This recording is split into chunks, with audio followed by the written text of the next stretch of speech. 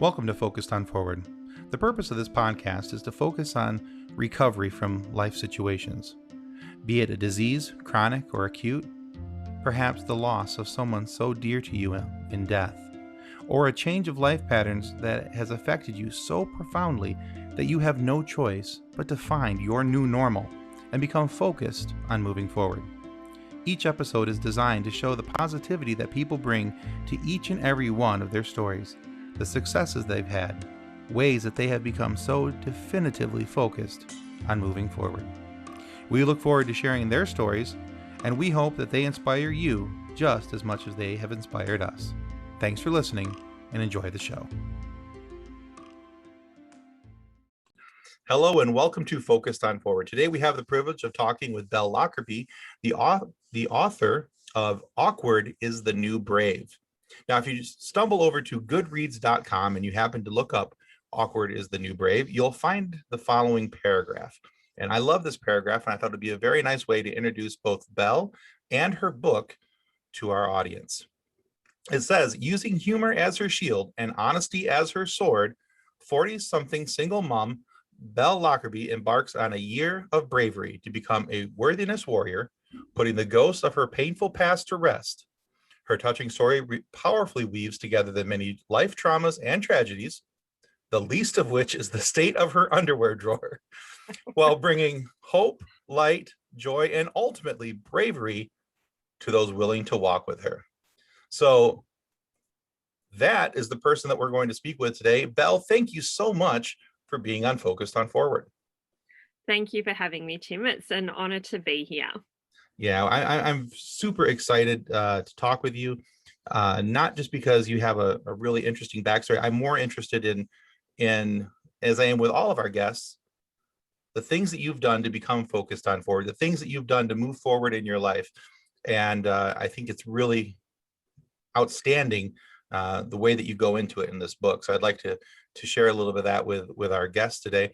But if you don't mind, would you mind sharing some of your backstory that led up to the point of writing your book? Yeah, sure. So I work as a transformational coach, and I have been helping mums in particular get their businesses up and running and launched. And the reason that I was so passionate about that is I lost my own mother to depression when I was 19. I lost my father to cancer when I was 29. And when my daughter was 5 months old, I lost my older sister to cancer. And in that moment, I knew that my corporate life was not where I wanted to be in terms of how I wanted to spend time with people I cared about. So I started a plan, and it took me a few years to get there. I started a plan to leave corporate and start up my own business and take all of my skills that I had and do things differently so that I could live in a way that I could be there for my kids and had, time in school holidays and all those things to create really good memories for them. But as I went through this program and was mentoring women, I came across a photographer. Her name's Amanda, and she had gone from being a geophysicist to starting a photography business to support her daughter, who has a syndrome called Noonan syndrome. And she had asked me this question around, how can I be me when I'm so used to trying to fit in a box in business world, in corporate world? And I said the line to her, there is great strength in choosing vulnerability. So I had completely Brene Browned her. And on the inside, I cringed a bit because I knew that I wasn't being fully vulnerable in my own life. I knew that I needed to be a little bit braver when it came to finding joy and stop hiding behind my roles of being this busy mum and busy in work. And I ended up being really scared that I had become so strong from dealing with traumas that I got a little bit scared for my humanity in terms of maybe I didn't know how to feel anymore, and maybe I wasn't really being brave in all areas. So I needed to hold myself to account. And that's where the book kind of starts, as I have this realization that I need to be brave in a bigger way, and I really need to start living life and honoring the life that I'm gifted, because people that I love aren't here to do that. So that's how the book starts to unfold, as I set off on having a dedicated year of being brave. And yes, it does feel, it is awkward at times, because change is like that. It's a scary thing for people. That word change tends to, you know, be tricky to undertake. So I rallied a couple of friends together to do this journey with me, and that's probably my number one tip: is when you are moving forward, you do not have to do it alone. Quite often we think we have to um, face any challenge alone, but we don't. Okay. So you went on this journey from, I kind of look at it like a going from a moth to, or a caterpillar rather, to a butterfly. Yeah. So you kind of hid in a cocoon, it sounds like, to some Yeah, degree. a little bit. So outwardly, everyone saw this very strong, successful person, which on paper it looked great. The business was doing well. The bank, after my family kind of restructured itself, the bank saw enough potential in my business that they allowed a single mum to have a mortgage. So that was all going great. But internally, um I was not that great. I was hiding in work, and if my kids weren't with me, I would kind of keep working a little bit. So I really needed to get back out and experience life, and I wanted my children to know what real joy looked like. I wanted them to know what love looked like. So I had to start to redefine some of those words that um, I had probably created when I was a child. So words like bravery when I was little meant superheroes and saving people, and not necessarily speaking up about it, because I came from that generation of children should be seen and not heard. So it was Sure. really about finding my own voice again, and being courageous. So Yeah. in a different way. Yeah, absolutely. So, one of the things that stands out to me about your story is that there wasn't just one loss, there was repeated loss. So Yeah, how did you learn to deal with loss and be able to move forward? Because for many, that's a very it difficult is. step. It is. And I feel you can deal with them in a different way. So when my mum passed away, or she took her life, it was a shock. It wasn't expected. She had rung me that day and said that like we were supposed to have plans for dinner that evening. She had told me she loved me, and I thought it was a bit weird, and I said, I'll see you tonight. And unfortunately, as I've gone to head out the door, I've had a knock on it instead, and my stepfather and my younger sister were there to inform me of this. So my instinct, and this comes from some other childhood trauma, was to protect people. So the adults around me at the time thought that I was coping quite well. So I was given tasks of looking for suicide notes or wills and organizing coffins and everything. And I think my coping mechanism at that point in time was almost to kind of switch off a little bit and just to try and make sure that everyone else was okay. When I lost my father, which was not quite, it was around about 10 years after my mum, I wasn't ready to deal with the loss of another parent. Hmm. So that was harder in some way. So he had cancer. So there was that preparation time, but you kind of internally it was like, well, I'm not ready. So grief can be different for different people. There's no, unfortunately, there's no textbook road to healing or Right. anything. It takes time. Um, some years are easier, others, when major events crop up, you miss them more. But I think it's to what I found was helpful for me is to really um, one appreciate the life that I have, to recognize that. So with my mum and her mental health battles in particular, was to recognize that I truly believe if she really knew the impacts of her decisions, or she had different support frameworks around her, she may have chose differently. Hmm.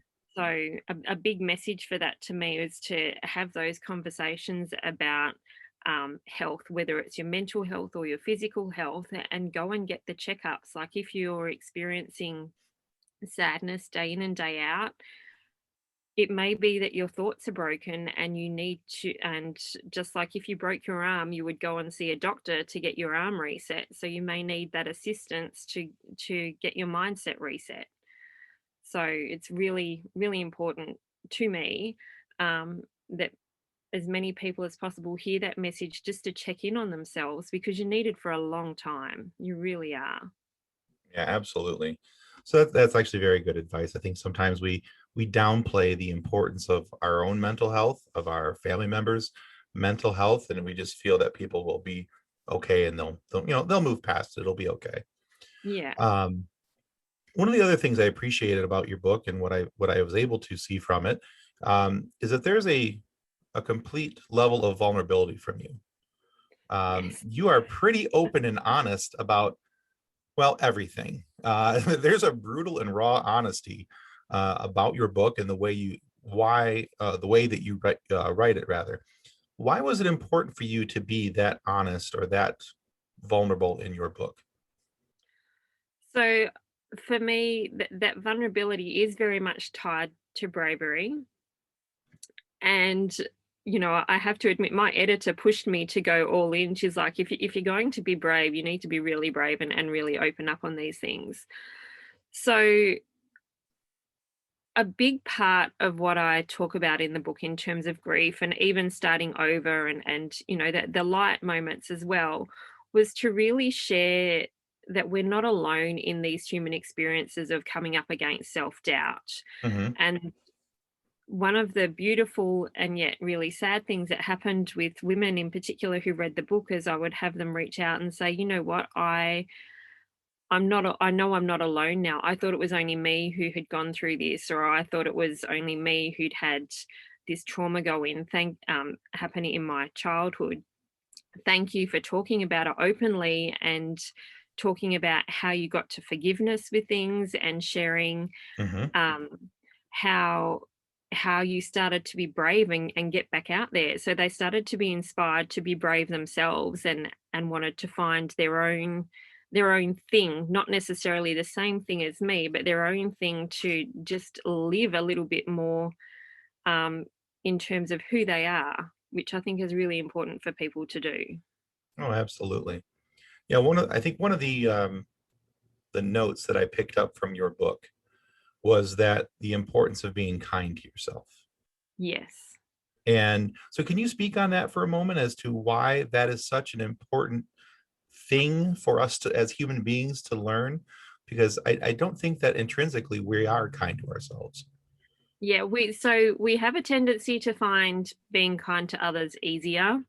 We're raised to be polite people, but we're not necessarily raised to celebrate ourselves, or we're not necessarily raised to, um, be kind to ourselves. So for me, that first realization that I needed to do something different came about after my family had collapsed, and I really thought that I had failed. I thought I'd failed my children. I thought I'd failed my definitions of success in life. And I basically caught myself in the mirror. And I remember looking, thinking, what happened to you? Like, where did you go? I just look so sad and so broken. And I made a commitment that day. So I did two things. One, like any good Instagrammer, I took a selfie. Two is I made a commitment to start being kind to me. And it started by looking in the mirror each day because at that point in time, I couldn't find anything inwardly or outwardly that I really liked about me. So I would get up every day and look in the mirror and say, I have hair and I'm grateful that I have hair. Or I have teeth and I'm grateful that I have teeth. And just started speaking kind words to myself as though I would speak kind words to a friend. And it feels awkward if you have, like, I know there's lots out there about self-care and self-love, and I think that that kind of self-care tends to be framed up as going for, going to a day spa or a massage, or any of Hmm. those kinds of more pampering type things, which are wonderful, Sure. but it doesn't necessarily help with that inner kindness. So the speaking of kind words and getting uncomfortable and feeling a bit dorky in the mirror when I was doing it was really, really important. And I saw change after about 5 months where the light started to come back on and I started to feel better about myself. And it was just that daily consistent practice, as awkward as it felt, to look at my reflection and find good things to say about me. Hmm. And at that point in time, my hair wasn't looking great, but that's what I came up with was I have hair, and and that's a good thing. So start really small if you need to, and it's incredibly powerful to be kind to yourself. Wonderful. Now, clearly, every day that wasn't an easy thing for you to do. You just wake up and say, "Oh, I can't wait to say the nice thing about myself." So, what No. did so there on those off days where you were especially feeling not kind to yourself? How did you talk yourself into doing that? Because it would have been easy just to turn around and walk away. We'll be right back after a word from our sponsors.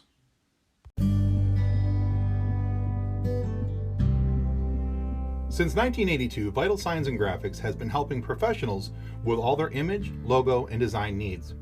Perhaps you're looking for signs and banners, truck and trailer lettering, business cards, brochures, or other image and marketing aids. Vital Signs and Graphics in-house design studio has you covered.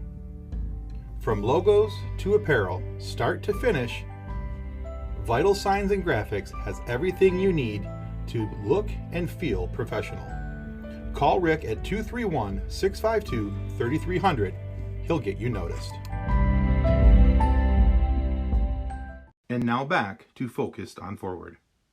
I had committed to doing it, so I just wanted to see what would happen.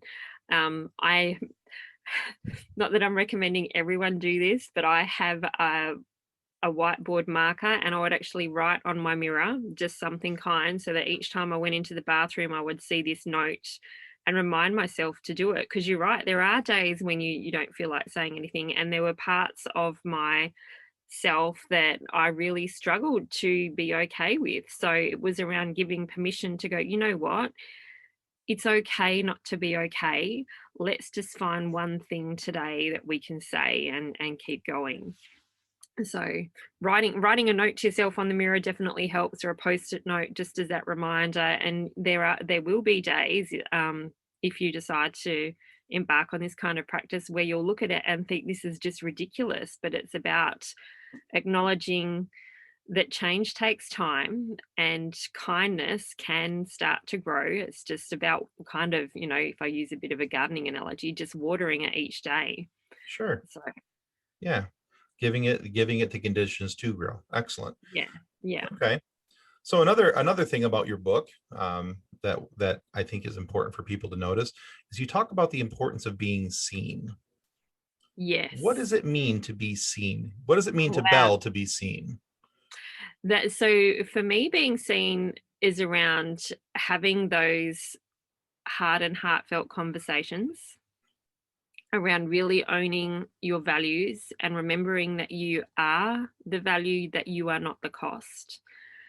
And being courageous in terms of how you start to bring that to life in the world. So it's to kind of, own your choices a little bit, or to set your boundaries and to say, it's great that if I give you an example, if it's around friendship circles and maybe you're not comfortable with an activity that your friends undertake, it might be a conversation that goes along the lines of, it's great that you enjoy doing those things. I just don't come with those kinds of choices. So maybe we can Hmm. catch up in a different way.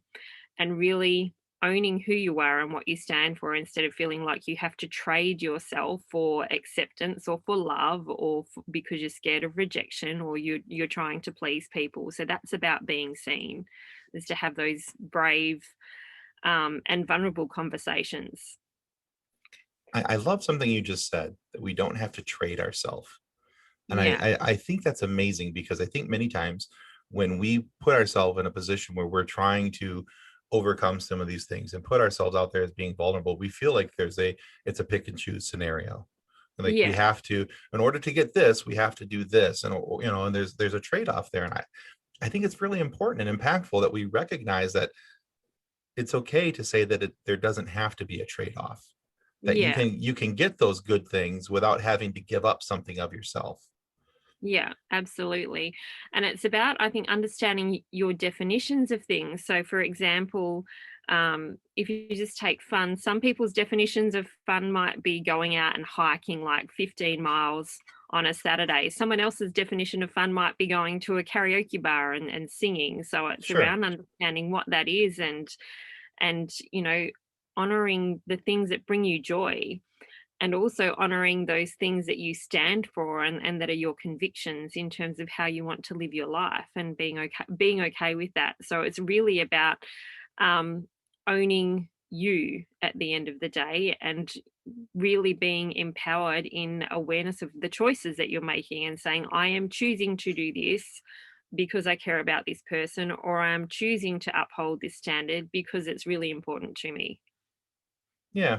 One of the other things so in this write up on Goodreads, I love this. It made me laugh at a couple spots, because now I don't know if this is something that you wrote about the book or if this is something that somebody else wrote in as a review. But one of the things I loved about it, it says, this is the concluding paragraph here. It says, if you've been knocked down by life's storms, Belle's here to remind us that we are worthy of being fighters and lovers of ourselves. Why not step into the abyss of awkwardness and see where your feet land?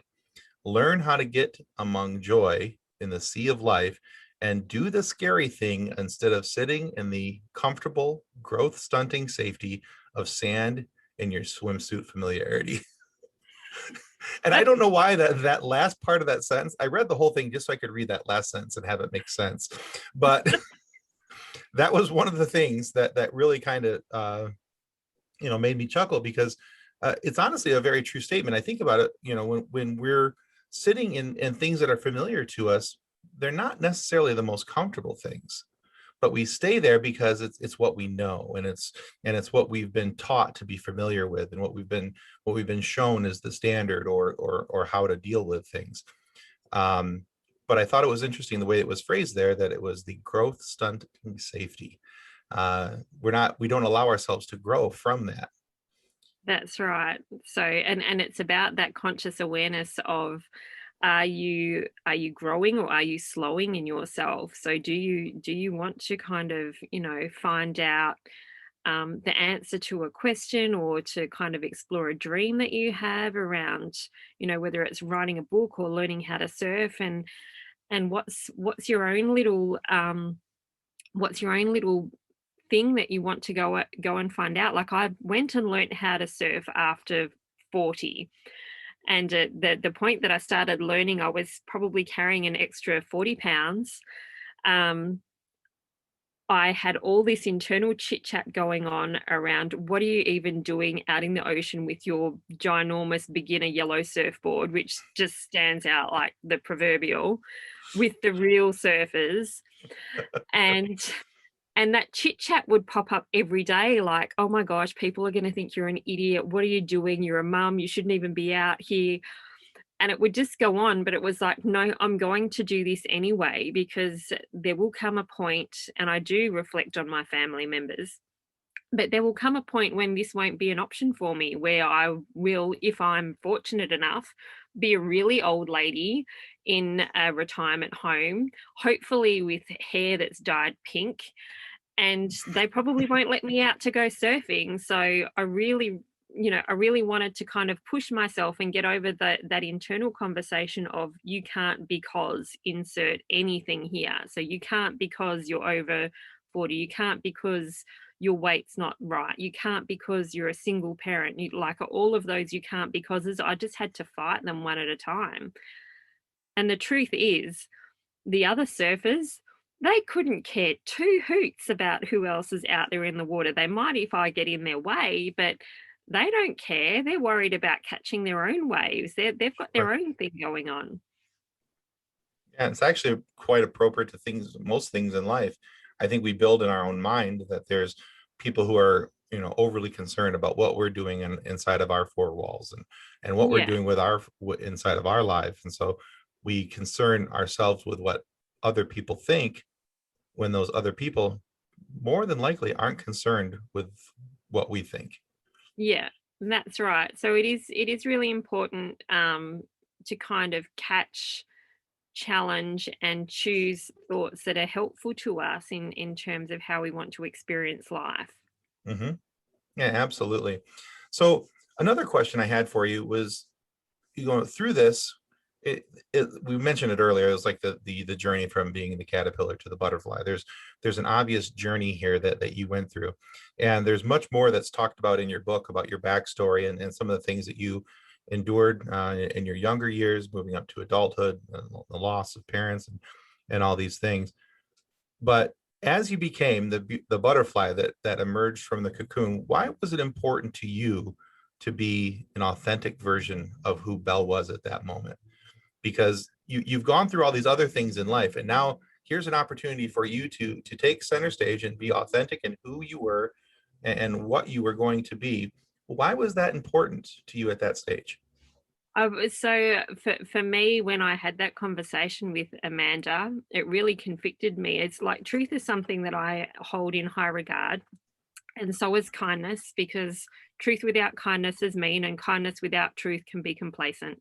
Hmm. So I wanted to, it was personally about holding myself to account and kind of going, if this is what you say you stand for, then you need to walk in your truth and walk in it in a really big way. So I wanted to play full out in all areas. I believe that we're all brave in a different way. And there's a little quiz on my website that kind of helps people identify like their brave archetype, I guess. So that transformation part was to kind of go, you know what, I have been through some stuff, and I need to be courageous in talking about it and not get shackled to shame to say that I can't talk about it or that I'm going to be silenced, because it doesn't serve me and it doesn't serve anyone else to kind of say, you know what, if you're sitting in that space where I once was, I want to let you know that there's a way out. I want you to know that you're not alone. I want you to know that if you need to have that conversation and to speak up, there is a safe way to do it, that you can have that hard conversation and that you can heal. And that sometimes you won't get an apology, but it doesn't mean that you can't move through forgiveness and get on with your life. That was a really important one for me. So, Excellent. yeah. Okay. So I have a couple questions here, and they're questions I like to ask every single guest Yeah. who's ever been kind enough to be on the opposite side of the microphone from me. So the first question is, looking back over the course of your journey, what is the single greatest lesson that you have learned? War.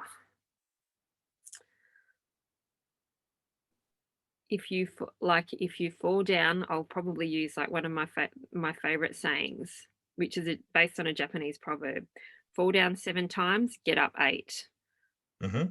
We're going to fall down. It's really important to get up, and if that getting up involves you being kind to yourself, asking for help, being kind to others, doing some of the hard inner work around healing, that's how you get back up. But just keep getting back up. Like you're so needed on this planet. Absolutely. And actually, that's a saying I use with my kids quite often, a similar one anyway. I always tell them it doesn't matter that you fall; it matters that you get back up. Yeah, absolutely. And so, same basic premise. That because that's what matters. That's that we keep trying, that we keep working, that we keep doing. So, yeah, Yeah.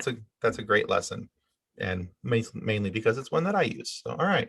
Uh, Nice to know, Tim. There you go.